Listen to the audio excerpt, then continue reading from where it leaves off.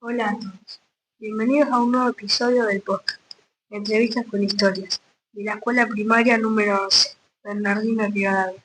Hoy tenemos un programa muy especial, porque vamos a conocer una historia real, de esas que no se olvidan. Hoy vamos a entrevistar a Pedro Alberto Correa, un ex combatiente de Malvinas, que estuvo a bordo del Ara General Belgrano, el barco argentino hundido durante la guerra en 1982. La charla será informal, con las preguntas que preparamos desde lo que sabemos y sentimos. Para nosotros es una forma de aprender, escuchando con respeto y mucha curiosidad. Esperamos que disfruten de este episodio tanto como nosotros. Desde chicos, cada vez que se habla de Malvinas, sentimos algo difícil de explicar. Una historia que nos atrapa, nos duele, nos emociona, nos enoja. Porque sabemos que detrás de esas islas hay vidas, hay jóvenes como nosotros que dejaron todo, hay silencios que todavía duelen, y hay una memoria que no podemos dejar caer. La historia de Malvinas forma parte de nuestra memoria colectiva. Sabemos lo que nos enseñaron en la escuela, lo que vimos en los informes, o lo que nos contaron en casa. Pero hay algo que siempre nos inquietó. ¿Cómo fue vivirla desde adentro? ¿Qué sintió ese joven que siendo casi un chico tuvo que dejar su casa para ir a una guerra? ¿Cómo se sigue adelante después de algo así? Hoy tenemos la oportunidad de escuchar a alguien que no nos habla desde los libros y desde los relatos de terceros. Vamos a conocer la historia en primera persona. Vamos a conversar con un ex combatiente, con alguien que vivió la guerra en carne propia, que fue parte de ese momento histórico, pero también parte de lo que vino después, la vuelta, el silencio, la reconstrucción y la memoria. Bienvenido, Pedro. Estamos muy contentos y también un poco nerviosos, porque sabemos que lo que vas a contar es muy valioso. Gracias por estar acá y por permitirnos escuchar tu historia. Bueno, así que si te parece, empezamos. Bueno, muchísimas gracias por haber invitado a esta entrevista y bueno, estoy dispuesto a contestar las preguntas que me hagan. Queremos saber todo, desde el primer día hasta el último. ¿Cómo era tu vida antes de ir a la guerra? Bueno, mi vida era acá en Rawson, yo me crié en Rawson, así que vine a la escuela esta, a la número 11, a la cual terminé el primario, y, y ahí fue, bueno, estuve acá, después que salí de acá, no pude estudiar por circunstancias económicas, digamos, tuve que salir a trabajar al campo, y luego de ahí llegaba antes se hacía el servicio militar obligatorio. Ustedes a lo mejor no sé si habrán escuchado de algún padre o algún abuelo que se decía la colimba. Entonces, bueno, en 1981, en 1980 fui sorteado, a la cual el número fue alto y me correspondía ser marina. Así que hasta ahí vamos cuando entré, digamos, que fui a revisación a Junín, a la cual ahí me dio el acto A, quiere decir acto a todo el servicio, y bueno, y fui convocado después el 30 de, el 30 de mayo a Junín para hacer el servicio militar obligatorio, a la cual fui destinado a Puerto Belgrano. Bueno, de ahí arranca el servicio militar, digamos, hice la intrusión como corresponde, como todo soldado había que hacer la intrusión, que eran 2 meses, 2 meses y pico, bueno, y después de ahí, la Marina siempre, fui el destino mío que tuve, fue el crucero a la General Belgrano. ¿Cómo y dónde estabas cuando te avisaron que tenías que ir a la guerra? Bueno, le voy a contar, ahí arranca la historia, digamos. Después de que ya estaba haciendo el servicio militar obligatorio, ya hacía unos cuantos meses que estaba incorporado, un día, creo que fue exactamente, no recuerdo si fue el 28 de marzo o el 27 de marzo del año 82, estábamos por cenar. O sea, cenar allá se dice rancho, donde de cena a las 8 de la noche, primer rancho, y después de las 8 de la noche, segundo rancho, era para la gente que sale de guardia. Bueno, en ese interín, que estábamos formados para pasar a rancho, para cenar, teníamos un oficial, no me acuerdo si era un oficial o era otra jerarquía que tenía uno de los que los mandaba a nosotros, digamos, y nos dijo estas todas las palabras que las recuerdo hasta el día de hoy. Si teníamos ganas de cenar, y nosotros dijimos sí, porque se grita fuerte allá. Sí, dijimos. Bueno, dice, vamos a cenar unos ingleses. Entonces, bueno, fue todo un murmullo, un ratito, por supuesto, porque ahí no se podía, la ley de servicio militar, digamos, las leyes son muy estrictas. No se puede, no se puede charlar, cuando no se puede. Hay momentos, digamos, en el momento de almorzar, de cenar y eso, cuando estamos en fila no se podía charlar ni nada. Después sí, cuando estábamos, por supuesto, almorzando, desayunando, merienda, tomando la merienda, eso sí, se charlaba, por supuesto. Bueno, quedó ahí, cenamos, pasamos a dormir, digamos, ¿no es cierto? Se llama la cuadra, donde uno duerme. Y bueno, y ahí fue el comentario, qué pasará, qué no pasará, qué será, qué no será, pero nosotros pensábamos que no serían los ingleses, ¿viste? Pensamos que eran los chilenos, porque hubo un conflicto antes, en el año 78, con Chile, no sé si usted habrá sentido nombrar o le habrán explicado a alguien o algo, o han escuchado. Noches anteriores, al 27 o 28, no me acuerdo exactamente, nosotros veíamos algo como raro. Se hacía escrucimiento o sea, se apagaba la luz de toda la base, quedaba al oscuro, la base toda, porque la base era como un pueblo. Imagínense que había 10.000 soldados solamente, no más ahí, más la gente que estaba, más la gente que vivía. Era un pueblo la base. Y pasaban muchos camiones de petróleo que iban a abastecer a los buques de guerra. Pero cantidad de camiones pasaban. Adentro de la base iban, bueno, y así sucesivamente corría el tiempo.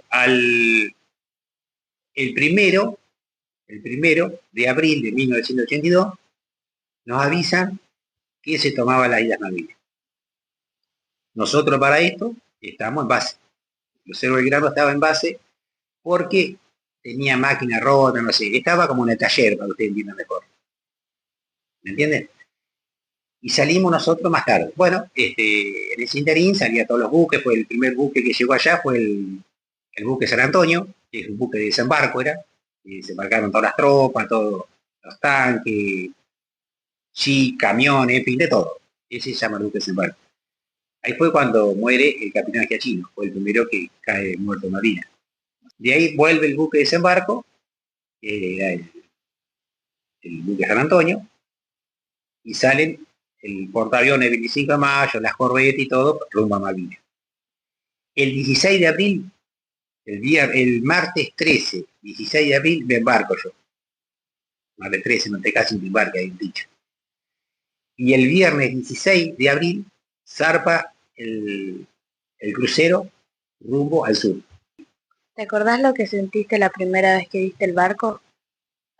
Y te imaginas que para mí era una novedad. Fuimos ahí a Puerto Belgrano y estaban todos los buques de guerra.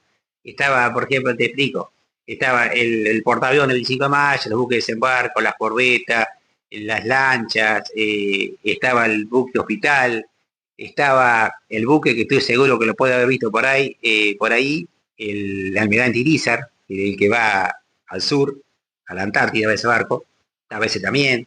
Claro, o sea, en el caso, yo siempre, chico, le hablo el caso mío, ¿eh? Para mí fue una sorpresa. Es como si usted, por ejemplo, se quedó en un avión y un día sube a un avión y dice, uy, nunca subí a un avión y era una sorpresa, digamos, ¿cierto?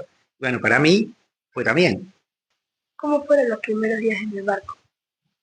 Los primeros días, el barco es una casa, le explico, chicos. El barco es muy lindo el barco. El barco se trabaja, ¿eh? Se trabaja y se trabaja mucho. Porque usted va a decir, pero ¿qué hacen tanto trabajo? Sí, hay cosas para hacer continuamente. Hay divisiones que limpian, divisiones, por ejemplo, que lavan, otros atienden la maquinaria. Y su mantenimiento terrible, porque el barco era muy grande. El barco tenía 185 metros de largo. Imagínense casi 2 cuadras, ¿cierto? Entonces necesitaba mucha gente para mantenerlo. mantenerlo y bien, por supuesto. ¿Y vos qué hacías en el barco? El rol mío era, yo estaba en la torre 4 cámara baja, lástima que no traje algo del crucero para mostrar de la torre. Bueno, la parte de adelante del barco, se llama proa, y la parte de atrás del barco se llama popa. Yo cubría, había 3 torres adelante del barco. 3 torres, quiere decir, eran para tirar cañones, eran 3 cañones. Yo cubría guardia en la torre 4, cámara baja. Cámara baja quiere decir, chico, al fondo, ¿no es cierto? En el fondo ahí estaba la Santa Bárbara. ¿Qué es la Santa Bárbara? Es donde se ponía toda la munición. Para que ustedes tengan más idea, es como las balas que tenían. ¿Vieron? Y el rol mío, éramos 20 ahí abajo. El rol mío era alcanzar balas de la Santa Bárbara a un hangar que es como como es, algo que tiene un nombre, se llama cortina, no me acuerdo, está muy olvidado, que sube las balas arriba y tira por los cañones, por los 3 cañones que damos nosotros ahí. Ese era el rol mío. ¿Conocías a alguien en el barco? A ver, sí, conocer, o sea, conocía a mis compañeros. Cuando que fuimos, o sea, incorporados a la Marina, eh, fuimos 300, en la tanda que yo fui. Y bueno, a la cual de ahí 300 había algunos conocidos, después te hacía amigo de alguien, porque yo de acá a Rawson me fui solo, no tenía conocido a Rawson. ¿Viste? Así que bueno, lo hicimos amigos después con otros muchachos más. ¿Lo seguís viendo esos chicos? Sí, veo a 2 más que nada, o sea, de que estuvieron junto conmigo en el barco, le estoy hablando. Eh, Veo a Cáceres, que es de La Pampa, de General Hacha, y veo a Becerra, que es de Santa Rosa, de La Pampa, los dos. Eso tengo mucha, o sea, más comunicación, nos comunicamos más y eso. Después sí tengo muchos compañeros, pero grupos, que no estaban en el barco ese, bueno, ahora que se hacen grupos, ¿vieron chicos? Como ustedes tenían un grupo, por ejemplo, tengo un grupo de amigos, de compañeros, que no estuvieron tampoco en el crucero de verano, pero estuvieron en tierra, estuvieron en aeronáutica, así que sí, tengo compañeros. ¿Tenías siempre comida? Sí, sí, sí. Por suerte, siempre la Marina es una de las fuerzas que siempre tuvo, o sea, que siempre tuvimos mejor comida, mejor ropa, que otras fuerzas. Son 3 fuerzas que existen. La Marina, el Ejército, que es tierra, y aeronáutica. Creo que las mejores fuerzas, de unas mejores fuerzas que hay, que era mejor, digamos, era la Marina, que son los marinos, por supuesto, los que se dedican al mar, ¿cierto? ¿Entiendes? ¿Dónde dormían? Dormíamos, se llama, o sea, en el barco son sollados. Entonces tienen las camas, no sé si todos han visto, ve por ahí, yo le explico mejor si ustedes han visto. ¿Y esa cama que van colgadas de cadena, que son 4 camas, ¿no es cierto? Bueno, acá en el barco es todo reducido porque éramos 1093 chicos en un barco, 1093 soldados éramos, entre capitán, marinero, cabo, en fin, todo el grupo de fuerza, digamos, y los colimba, ¿no es cierto? Que éramos nosotros, los conscriptos, soldados, 1093, imagínense que eran cantidad enorme, así que era todo reducido. Las camas estaban, por ejemplo, a una distancia así, éramos todos flacos, chicos, ¿viste? O sea que entramos ahí ajustaditos, pero entramos todos. Ahí dormimos, no sollado eso. Por supuesto, con la cama tenía colchón, tenía su sábana, colcha, todo. ¿Cuál arma te dieron? ¿Sabías usarla? No, armas no usábamos ahí, nosotros, por lo menos, los marinos. Teníamos las torres de antiaérea, que se maneja eso, lo maneja 2 o 3 soldados y un oficial siempre, y esos son para ataque para los aviones, helicópteros, y después las torres que teníamos nosotros era para superficie, se podía usar de barco a barco. Y también tirar, o sea, poder tirar los aviones también. ¿Y ustedes en el barco recibían noticias de lo que pasaba en las islas? No, nosotros no recibíamos. El barco tenía una radio, digamos, que pasaba una información por día, y la pasaba el comandante a la información. Eh, pero no hacíamos nada. Y después, algunas cositas los enterábamos, porque había, yo no recuerdo bien si era un mayor o un oficial o qué era, no sé que era un pasar de cuadro, que tenía una radio y agarraba Radio Chile en ese momento. Y entonces por ahí él nos pasaba alguna información. Cuando estamos todos juntos ahí, que cubríamos guardia, éramos 21 con él, él nos comentaba algo. Tampoco nos dijo totalmente lo que escuchaba, lo decía más o menos él, porque tengo entendido que para la Argentina, la gente, digamos, los noticieros de acá, era todo que ganaba Argentina. Las noticias eran todas buenas, pero no era tan así la cosa. Era, era dura la cosa, ¿entendés? Estaba en una guerra, no era tan fácil. ¿Tenías miedo de que pasara algo? Nunca tuve miedo, nunca. En el momento que digamos que nos dicen que después que estamos ahí, que estamos en guerra y eso, no, nunca tuve miedo. Nunca. Tuve miedo quizá en el naufragio que cuando iba a la guerra. ¿Se preparaban para un posible ataque? Sí, íbamos preparados. Nunca pensábamos que iba a ser, que el crucero iba a ser atacado por un submarino. Siempre pensábamos que iba a ser atacado por aviones, pero nunca pensamos con submarinos. El crucero iba con dos barcos escolta, que uno era el Piedra Buena y otro era el Buchar. Eran dos barcos que ellos tenían sonar para submarinos. ¿Qué quiere decir? El Belgrano no tenía sonar submarino, no podía detectar si andaba un submarino abajo. Entonces, como llevaba esos barcos escolta, eran para detectar los otros barcos, digamos, lo detectaron. Pero bueno, ¿qué pasó? Que aparentemente cuando lo detectaron los otros barcos, el submarino ya lo había atacado a nosotros. ¿Cómo eran los días mientras esperaban órdenes? Los días, ¿cómo te podría explicar? A ver, eran lindos, eran buenos, ¿me entendés? Porque nosotros en el barco, saliendo, digamos, de hacer las guardias, en el caso, por ejemplo, en el caso de nosotros, digamos, de nosotros digo el grupo, que cubría guardia de 4 a 8, después teníamos, para hacer algo, nos daban 2 horas, por ejemplo, para trabajar a barrer, limpiar, como les expliqué recién, todas esas cosas, y después teníamos libre, que podías jugar las cartas, podías jugar, había muchos juegos que se hacían, iba al comedor, el comedor era grande, y se jugaba y eso, o sea, lo pasábamos bien el día. No es que pasamos nada raro ni nada feo dentro del barco. Aparte, chicos, les digo, éramos muy jóvenes, yo tenía 19 años. O sea, era todo más fácil, todo más alegre.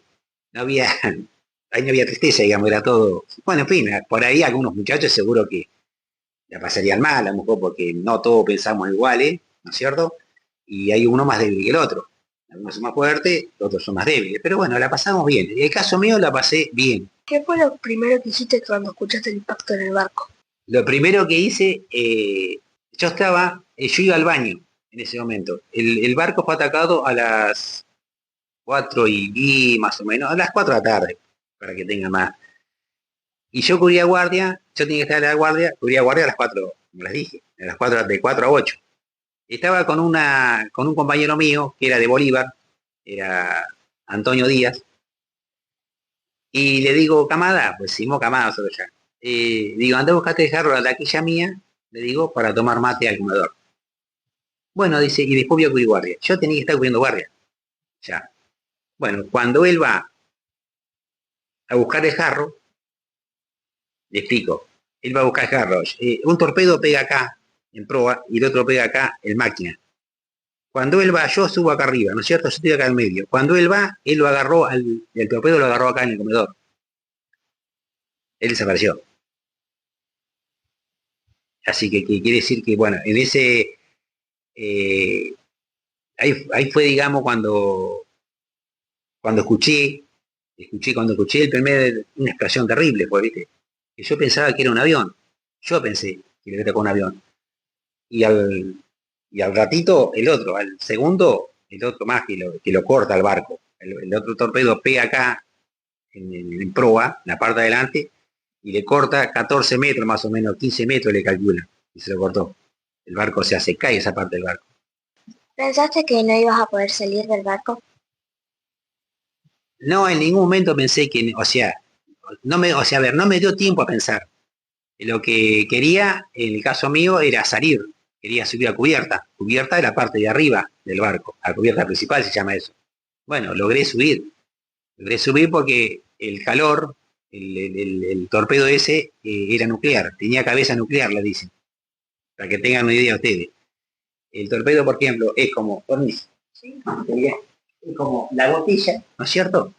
Y acá arriba se llama cabeza nuclear. Eso cuando, el torpedo perfora el barco, ¿no es cierto? Entra y explota adentro. Y eso desparrama todo tóxico, una palabra.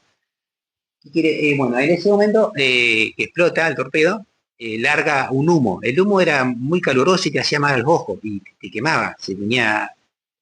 Bueno, logré salir. Cuando salgo, sacaba gente, le ayudaba a salir soldados de adentro, los agarraba, que yo de una mano, ni si lo agarraba, pero bueno, desesperación, ir a sacarlo para afuera, para arriba, a la cubierta. Y bueno, ahí fue una de las partes, digamos, más, pero, o sea, fue un momento muy difícil, o sea, no me daba tiempo a pensar, o sea, así es. ¿Cómo fue el naufragio? Una vez que estábamos en la balsa, salva vida, que ya éramos 21, que ya se hunde el Belgrano, que ya no se ve más, y lo único que se ve es agua y cielo, ahí empieza, digamos, la odisea de todo. Cuando ustedes me preguntaron hoy si tuve miedo, no, tuve miedo, no sé si, primero no tuve miedo, después me agarró como un miedo. Al ver, o sea, le digo sincero, hacía mucho frío, la balsa entraba agua, y cuando la ola los levantaba arriba, que les dije hoy, allá arriba, yo estaba al lado de la puerta, de la puertita de la balsa. La balsa se rompió, se desintegró la balsa. No tenía, ya se había roto el techo, todo. ¿Por qué pasa? La balsa es así. Quiero que no la trajimos la balsa, ¿no? Sí, la primera. Sí, bueno, tiene dos entradas, ¿no es cierto? Bueno, el viento la embolsó a la balsa nosotros y la rompió. Imagina, entraba agua, con las olas entraba agua, y sacamos agua con los bolseguíes, continuamente. Llegó un momento que estamos tan congelados, tan frío, que no nos sacamos más agua. No sacamos más agua. Y bueno, usted sabe que de la única manera que sentíamos un poquito de calor, era cuando los orinamos encima. Entonces, un poquito de calor sentía, pero nada casi, pero algo. Porque estamos tan fríos, tan congelados, los dedos, nosotros íbamos sentados, uno para acá, otro para allá, tipo una sardina en la balsa, pues no entramos, éramos 21, tenía capacidad para 20, éramos 21, y lo hacíamos masaje en los pies primero, hasta que después, bueno, el que me hacía masaje a mí, que no sé quién era, qué mano era que me hacía masaje, ni yo tampoco sabía, yo agarraba un pie y le daba masaje, hasta ese momento, bueno, listo, no se hace más masaje, sino ni fuerza. Eh, Eso fue mucho, o sea, muy jodido, mucho frío, el congelamiento. Después eso fue el lunes, igual. Ya el lunes, o sea, estaba de día porque aclaraba tarde y la noche era muy temprano, o sea, a las 5 de la tarde, 4 y pico, ya estaba oscuro en el mar. Y el frío y el ruido del mar y traíamos dos personas heridas, y a la cual fallecieron de arriba, y estaban, hasta el día de hoy no se conocía la cara porque los mismos que lo habían quemado, que se había quemado el hombre, los soldados, un soldado era, pero eran de cuadro que sí que era, no sé si era un suboficial o qué era, este, así que eso fue muy, muy difícil. Ahí pensé, en un momento pensé de cómo me iba a morir, porque si hacía mucho frío, el frío agarra sueño, y es verdad, lo tengo bien comprobado, que te agarra sueño, y todo, no queríamos que nadie se duerma. Nadie se duerme, por ahí nadie se duerme, pero llega un momento que ya se enferma hasta sin habla. Le daba lo mismo dormirse que no dormirse, hasta que llegó el rescate, pero fue muy, muy difícil, muy difícil. ¿Cómo fue el momento del rescate? El rescate fue algo. Yo naufragué 36 horas en alta mar, en el océano Atlántico. Le digo, hacía un frío terrible. era sensación térmica de 12 a 16 grados bajo cero, el frío que hacía. Además, digo, mojado, todo mojado en la balsa. Y el momento de rescate fue, bueno, fue algo... Yo recuerdo que cuando llega el Burruchaga, que era el barco rescatista que me rescató a mí, este, fue algo que los buzos que se tiran a la balsa para poder subir al barco, porque no podíamos subir porque estamos congelados, y no teníamos fuerza. Así que ellos los ayudaban y los agarramos como podíamos de una red, de una red extendida tenía el barco, que lo rescataba a nosotros. Y bueno, yo en el caso mío, yo me acuerdo que me agarré, no sé, me agarraba de todos lados, no me quería largar para nada cuando. Y bueno, los rescatistas me agarraban y me subían. El clima fue terrible. Fue unos días, estaba muy picado el mar.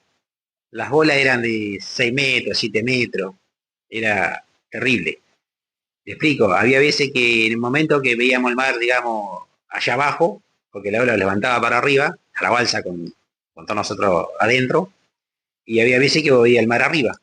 ¿Me entendés? Cuando la ola bajaba, fue unos días terribles. Ese día fue terrible. Y el lunes, a nosotros nos hundieron el domingo 2 de mayo. A mí me rescatan el martes, a las 4 de la mañana. El lunes fue un día de terror. Y la noche de ese día del hundimiento, ni hablar. Parecía que estaban, no sé, un castigo teníamos. Pero bueno, soportamos. ¿En dónde desembarcaron?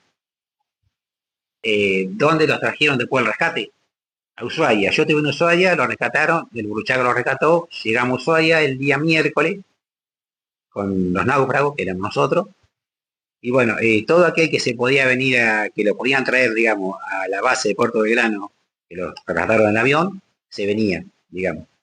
Y los que estaban, por ejemplo, en la balsa nosotros, como estábamos muy congelados, estuvimos internados 2 días en Ushuaia, por el frío. O sea que nos sentíamos. Yo lo que sentía eran las manos nomás y en el caso mío, después de esta parte de acá para abajo, no sentía nada. Hacía cuenta que me podían pinchar con una aguja que no estaba congelado. Y mucho petróleo teníamos, estábamos muy empetrolados, porque cuando le pega cuando se fue atacado el barco, que revienta digamos, para que usted entienda, el tanque de combustible allá hay una cubierta que está llena de combustible. Si le pega que se revienta, el petróleo sube todo arriba.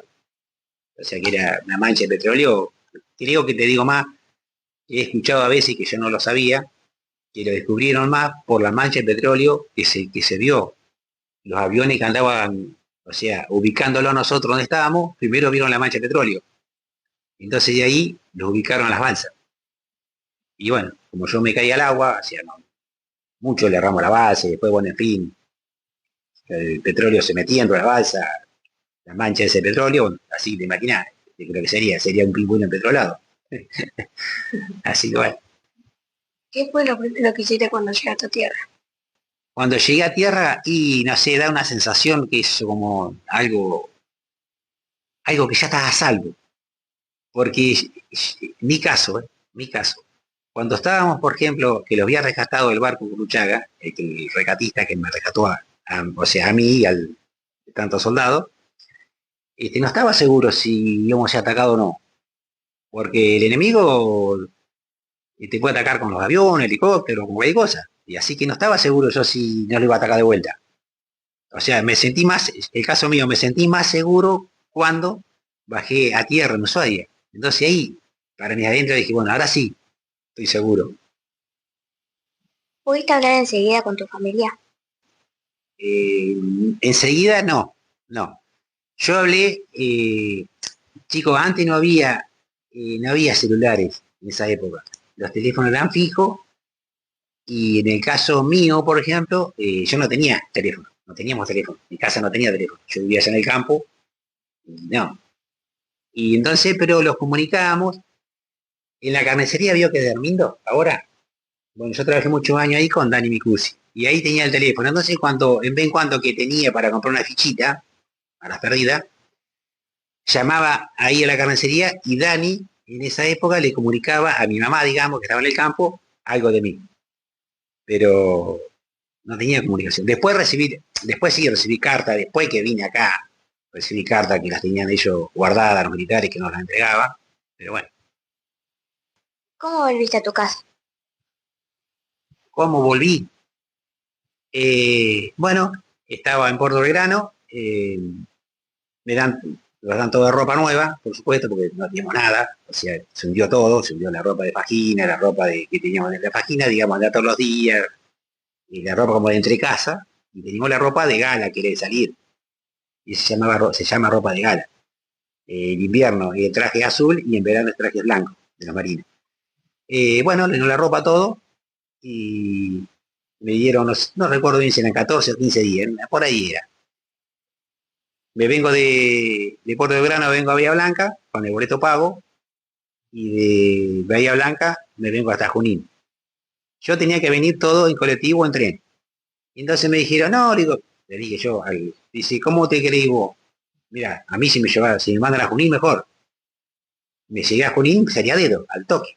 Pero me subieron, o sea, me bajé, recuerdo, me bajé del colectivo y para un auto y sin hacerle dedo, sin nada, chico. Y me trae, y me dice el hombre venía con una señora, me acuerdo. Y me dice, ¿vos sos de Belgrano? Sí, le digo, ¿por qué? ¿Viste? No, dice, porque al barco que hundieron. Sí, le digo, ¿viste? Le digo, yo pensaba que no sabía. ¿Sabe por qué le digo esto? Porque yo creía que la gente de acá del continente no sabía que estábamos en guerra.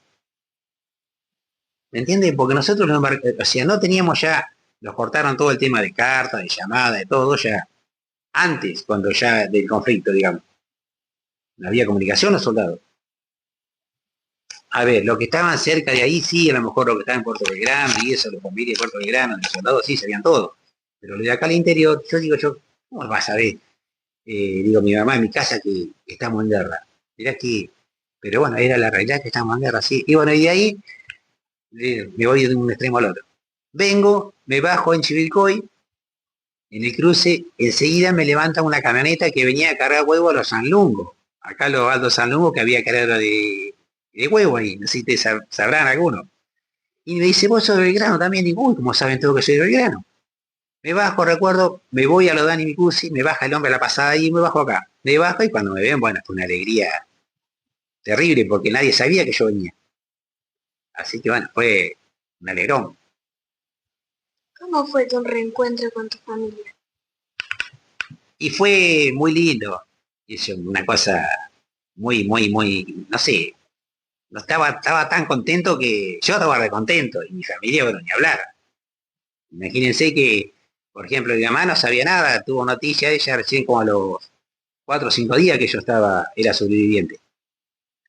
Porque ¿qué pasaba? Había otro Correa, otro muchacho de apellido Correa, no recuerdo el nombre, que era desaparecido. Entonces, cuando buscan en la lista, era por Correa desaparecido. Y había un Correa desaparecido y un Correa sobreviviente. Entonces, bueno, imaginás cómo estaba ella, que no sabía si era yo el que faltaba o no, pero así fue cómo se enteraron. ¿Cómo se sigue adelante? Mira, lo más triste de toda la guerra del año 82, el caso de todos los veteranos, fue la posguerra. Y nosotros, cuando vinimos después de la guerra, les explico chicos, nosotros los tenía la sociedad, y, o sea, los altos mandos, digamos, del gobierno, cualquier gobierno que haya estado no soy político, que estaba en ese momento, digamos, con el mandato, los tuvo como escondidos, porque los tenía los chicos, los loquitos de la guerra, nadie te daba trabajo, yo pedí trabajo en Rawson, no me dieron, y, y el trabajo que pedía, no es que yo pedía trabajo, digamos, porque no tenía estudio, por supuesto, un trabajo en la municipalidad, en el ferrocarril, y estuve 10 años, estuvimos 10 años como escondidos de la guerra. Por eso hubo tantos problemas, digamos, de soldados, y bueno, por muchas cosas se vieron que no lo voy a decir, no se lo voy a decir a ustedes, que habían pasado. Pero bueno, fue muy difícil. Y después, bueno, ya lo fuimos como agrupando más a los veteranos, fuimos como ya pidiendo más al gobierno, insistiéndole, haciendo, digamos, algunas marchas. Yo no fui a ninguna, pero había soldados que lo hacían. mucho comunicación por radio que se hacía, y bueno, y ahí más o menos lo empezaron a dar un poquito de bolilla hasta que, bueno, hasta el día de hoy, por lo menos que estamos más reconocidos. Por lo menos hoy, antes ningún soldado iba a una escuela. Vos te pensás que algún día llamaron a un soldado, che, venía a comentar algo de lo que pasó, de Malvinas, eso no, eso se había perdido. Éramos uno cualquiera nomás. Y hoy por hoy, bueno, tenemos un reconocimiento. Gracias a Dios y a por supuesto, a ustedes mismos. Y por lo menos, como ustedes que me convocan, por ejemplo, para que venga a una charla, a muchos. Algunos van, otros no. A algunos le hace mal, a un soldado le hace mal decir algo, a otros no. Bueno, en fin. Si va quizá algún soldado, porque yo siempre charlo cuando he ido a las Olimpiadas de los veteranos, que se llama como nos juntamos todos los soldados, y este año se va a hacer se hizo en el sur, se hizo en Ushuaia, yo fui a la de Mendoza, a la de Santiago del Estero, a la de Chaco, a la de San Juan, y ahora estamos invitados para noviembre, no sé dónde la van a hacer. Bueno, y ahí te pones a charlar. Hay a veces que hay soldados que van, por ejemplo, si van 3 o 4, dice a que no le gusta. Bueno, yo voy, porque va quien, va fulano, sultano y mengano, van, sí, voy. Y hay veces que hay uno solo en un pueblo, un solo soldado, y no va. ¿Por qué? Le hace mal. A lo mejor. A uno le hace mal, a otros no, pero bueno. ¿Querés dejar un mensaje para nuestra escuela? Sí, el mensaje, chicos, lo principal que les voy a decir, que para todos, sería la educación. Me gustaría que todos estudien para un buen trabajo, para el día de mañana, digamos, que es muy necesario. Yo no estudié porque no lo pude hacer. Hoy creo que es más fácil para que sigan adelante, para que tengan un buen futuro. Y desearle, digamos, todos ustedes, a todos los alumnos, digamos, de todo el país, que sigan adelante. Que no sean por vencidos, todo llega y todo llega bien. Y bueno, todo lo mejor para ustedes. Gracias, Pedro.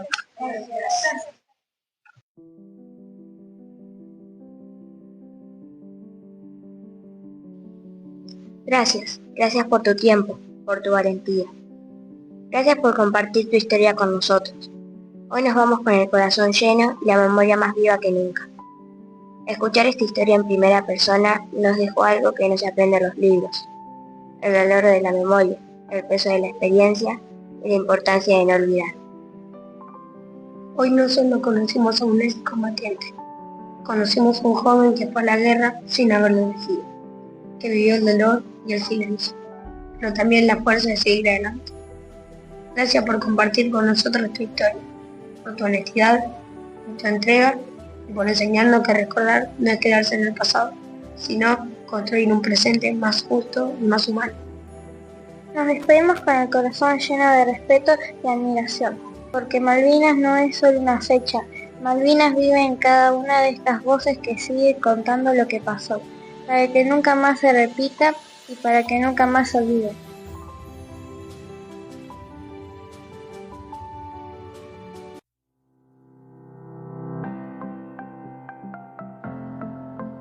Escuchaste Historias que nunca se olvidan, un podcast conducido por los alumnos de la escuela primaria número 11, Bernardino Rivadavia. Si te gustó, seguinos y compartilo. Te esperamos en el próximo episodio.